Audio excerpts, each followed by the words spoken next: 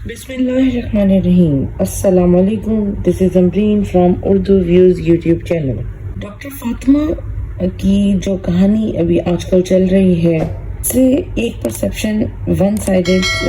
तो सब लोग उस पर बात कर रहे हैं कि डॉक्टर फातिमा खुद मेंटल स्टेबल नहीं है और वो ये सब कुछ कर रही हैं। लेकिन अगर ज़रा सोचें कि उनकी इस बात पर यकीन कर लिया जाए कि उनको सचमुच ड्रग्स दिए गए और उनको बहकाया गया है, ड्रग्स देके उनको अनस्टेबल किया गया है,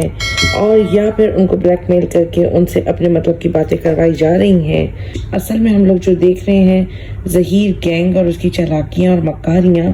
उससे हमें अंदाज़ा होता है क्या ये नहीं हो सकता कि डॉक्टर फातिमा को ज़हीर गैंग ने इस्तेमाल किया हो और ज़हीर गैंग डॉक्टर फातिमा को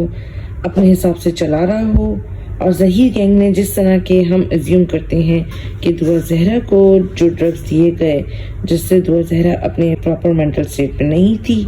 और उसको भी इसी तरह चाय में घोल के ड्रग्स दिए गए हों जिस तरह के डॉक्टर फातिमा क्लेम कर रही हैं, लेकिन वो सच बात बता नहीं रही या बताना चाहती नहीं, या वो किसी डर या खौफ में मुब्तला हैं जो उनको ज़हीर गैंग इंस्ट्रक्ट कर रहा है वैसा उन्होंने किया। इसका एक और नज़रिया ये भी हो सकता है कि ज़हीर गैंग चाहता है हमारी पूरी कंसंट्रेशन जो है डॉक्टर फातिमा की तरफ रहे, और असल में डॉक्टर उज़्मा जो दूसरी डॉक्टर हैं और जो दूसरा पैनल तैयार किया उनको स्टेबल दिखाया जाए, ताकि जो रिपोर्ट पे डॉक्टर उज़्मा बताएं उस पर सब बिलीव करें। इसमें कॉन्स्पिरेसी ये भी हो सकती है कि जब अदालत में जो ट्रायल कोर्ट था, शेल्टर होम के डायरेक्टर जो बैठे हुए थे और उनके साथ ज़हीर के वकील ने जो बदतमीज़ी की, उनको उठाने की, उनको बुरा बनाने की, या उनके साथ जो वो लड़ाई फाइट शो की गई, हो सकता है कि वो रियल ना हो, वो एक पूरा ड्रामा हो, और असल में शेल्टर होम के डायरेक्टर जो हैं वो ज़हीर एंड गैंग से मिले हुए हों,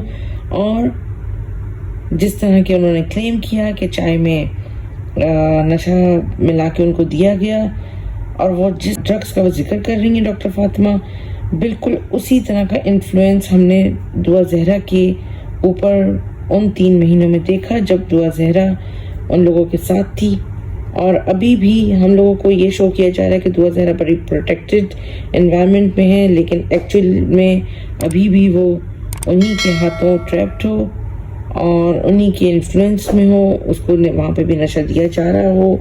हमको दिखाया कुछ और जा रहा हो, क्योंकि ज़हीर एंड गैंग से हम कुछ भी एक्सपेक्ट कर सकते हैं। और ज़हीर एंड गैंग की चालाकियों मकारियों को देखते हुए हमें एक और एनालिसिस की भी ज़रूरत है कि हम तैयार रहें, कहीं ऐसा ना हो कि दुआ ज़हरा को फंसाया जा रहा है और हम लोगों को कहीं और आवाम को फंसा के, आवाम को कहीं और मशगूल रख के पीछे से काम अपने फेवर में ना कर लिया जाए, क्योंकि ज़हीर एंड गैंग की मकारियाँ हम शुरू दिन से देखते आ रहे हैं, और वो किसी हद तक भी किसी भी किस्म की कोई भी मकारी कर सकते हैं। अगर आप मेरी इस थॉट से मुत्तफिक हैं, ऐसा भी हो सकता है कि डायरेक्टर के साथ जो लड़ाई दिखाई ट्रायल कोर्ट में,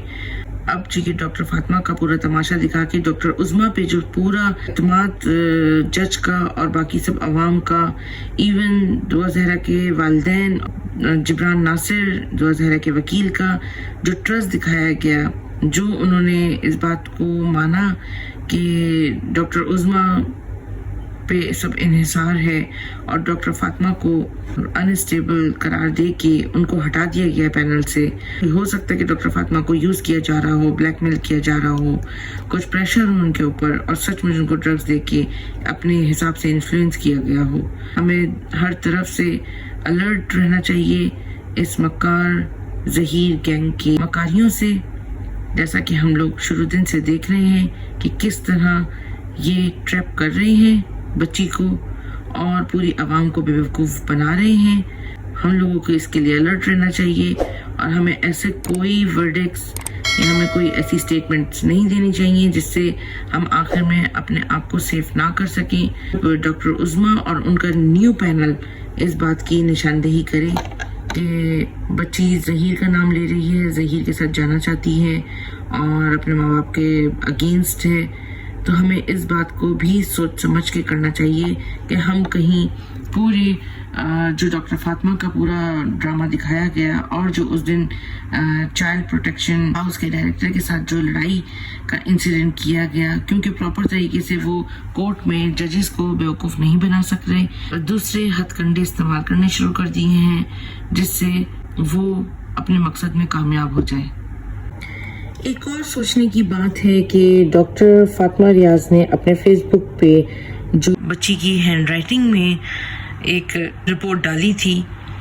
تو اس اگر ہینڈ رائٹنگ کو آپ لوگ غور سے دیکھیں اور ایک ڈاکٹر فاطمہ نے وہ ساری چیزیں ڈیلیٹ کر کے اب جو post traumatic stress dis order پہ جو وہ ریسرچ کر رہی ہیں اس کی انہوں نے کچھ اپنی ہینڈ رائٹنگ میں نوٹس انہوں نے لکھے ہیں جو کہ انہوں نے اپنے فیس بک آئی ڈی پر ڈالے ہوئے ہیں۔ انگلش میں انہوں نے یہ نوٹس لکھے ہیں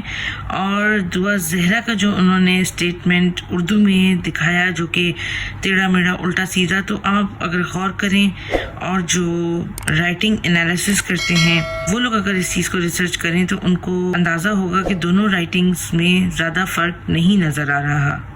اس سے اندازہ ہوتا ہے کہ وہ دعا زہرا کی اسٹیٹمنٹ جو انہوں نے اردو میں لکھی وہ بھی شاید انہوں نے خود ہی لکھ کے اپنے سگنیچر کے علاوہ، جو کہ وہ صرف زہرا لکھتی ہے، اس کے علاوہ اس بچی کو کچھ لکھنا نہیں آتا۔ اتنا بڑی اسٹیٹمنٹ بچی نے کیسے لکھی؟ اس میں بالکل وہی ساری باتیں لکھی گئیں جو کہ ہم شروع دن سے سن رہے ہیں کہ وہ کس طرح یہاں سے خود سے چلی گئی، جبکہ ہمیں CDR رپورٹ سے پتہ ہے کہ کیا معاملہ ہوا اور بچی لاہور کیسے پہنچی تھی۔ اندازہ لگا سکتے ہیں کہ اس کے پیچھے یہی ظہیر اینڈ گینگ کا ایجنڈا کام کر رہا ہے۔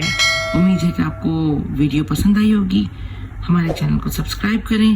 اور اپنی رائے کا اظہار کرنا مت بھولیے گا۔ شکریہ۔